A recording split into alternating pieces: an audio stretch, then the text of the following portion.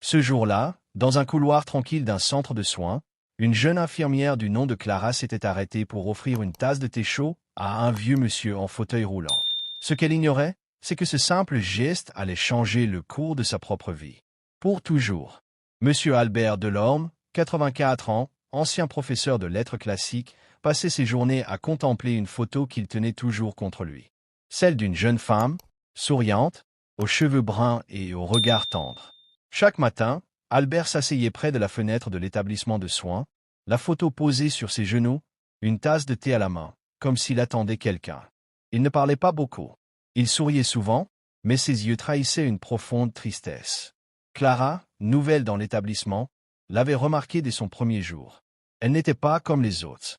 Elle avait cette lumière en elle. Une douceur, une présence rassurante. Ce matin-là, Clara s'était approchée, tasse en main, et avait demandé « Vous permettez, monsieur Delorme ?»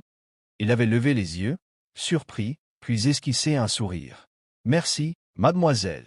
Comme tous les matins.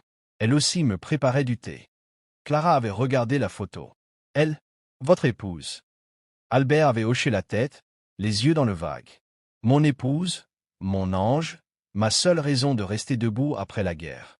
Elle s'appelait Élise.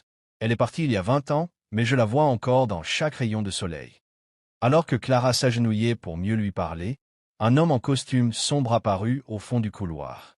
Il s'approchait lentement, observant la scène. C'était un homme aux traits fermes, aux yeux perçants. L'administrateur, un membre de la famille, Clara ne savait pas, mais l'homme semblait bouleversé.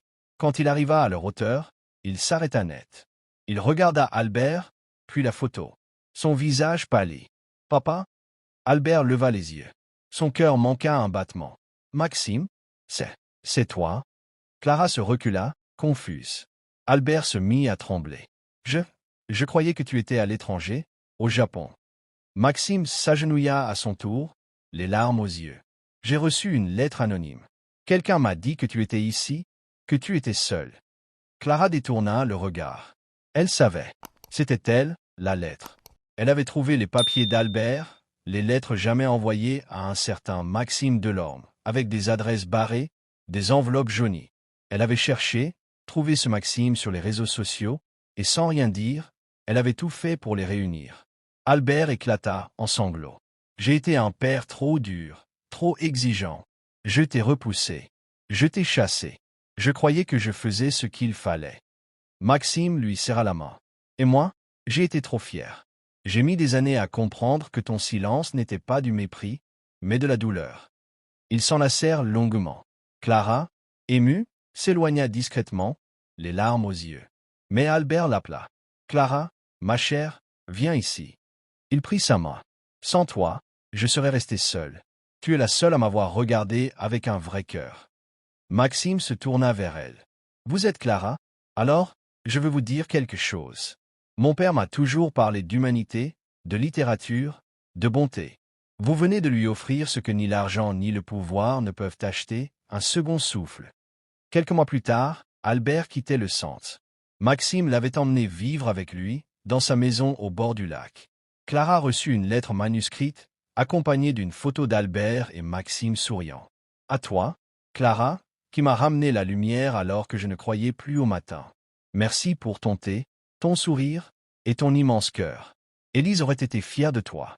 Albert. » Parfois, un simple geste peut raviver une vie entière. Une tasse de thé, un sourire, un mot, peuvent réunir des cœurs brisés depuis des années. Dans chaque couloir, il y a une histoire en attente d'un miracle humain. Quelques semaines après leur réconciliation, Maxime s'efforçait de rattraper le temps perdu avec son père. Ils passaient leur journée à parler, lire ensemble, marcher dans le jardin. Albert semblait rajeunir. Mais Clara, elle, continuait son travail à l'établissement. Elle passait parfois voir Albert, surtout les week-ends. Un jour, alors qu'elle rendait visite à Albert, ce dernier était pensif. « Clara, j'ai une demande un peu étrange. Veux-tu bien m'écouter ?» Elle s'assit près de lui, comme toujours, le cœur ouvert. « Tout ce que vous voulez. » Albert lui tendit une enveloppe. « Ce sont mes dernières volontés. Mais ce n'est pas un testament comme les autres. Il ne parle pas d'argent. Il parle d'héritage du cœur. Il est pour toi. » Clara ouvrit les yeux, surprise. « Pour moi? Mais pourquoi ?» Albert la regarda droit dans les yeux. Tu es la seule à m'avoir vu, vraiment vu. Tu ne m'as pas traité comme un vieux dossier médical, mais comme un homme, un père, un cœur. Je veux que tu continues à répandre cette humanité. Le document dans l'enveloppe était une lettre, mais aussi un contrat. Albert avait fait les démarches pour qu'une partie de ses biens soit reversée à une fondation qu'il proposait à Clara de créer. Il avait même suggéré un nom, le Thé de l'Espoir, un programme d'écoute et de soutien pour les personnes âgées seules dans les hôpitaux et maisons de retraite. Clara était bouleversée. Elle n'avait jamais rêvé de fortune. Elle voulait simplement faire le bien. Mais cette opportunité, ce rêve, c'était immense. Elle ne savait pas quoi faire. Le lendemain, elle parla avec Maxime. « Ton père me propose quelque chose de presque trop grand pour moi. » Maxime lui répondit avec tendresse. « Ce n'est pas trop grand. C'est exactement à ta taille. » Il n'a jamais parlé de cette idée à personne. Mais il t'a choisi parce que tu as semé quelque chose en lui. Tu es le bon terreau. Quelques mois plus tard, Albert s'éteignit paisiblement dans son sommeil, chez son fils, tenant toujours la photo d'Élise contre lui. À ses funérailles, il n'y eut pas que la famille. Il y eut aussi des dizaines de pensionnaires de l'établissement, des aides-soignants, des médecins, et surtout Clara. C'est elle qui prononça les mots d'adieu, d'une voix tremblante mais fière. Monsieur Delorme n'était pas qu'un homme. Il était un pont. Un homme qui nous rappelle que l'amour et la réconciliation ne sont jamais trop tard. Tant qu'on tend la main. Un an plus tard, dans un grand hôpital de la région, on inaugura un espace chaleureux avec des fauteuils confortables, des livres, des plantes vertes et du thé chaud toujours disponible. Au mur, une grande photo, celle d'Albert, souriant, tenant sa tasse et la photo d'Élise. Au-dessus de lui, un écriteau. Il suffit d'un regard, d'un thé et d'un cœur ouvert pour réveiller l'espoir. Clara, désormais directrice de la fondation Le Thé de l'Espoir, animait des ateliers de parole pour les anciens, des formations pour les jeunes infirmiers, et elle recevait chaque jour des lettres de gratitude.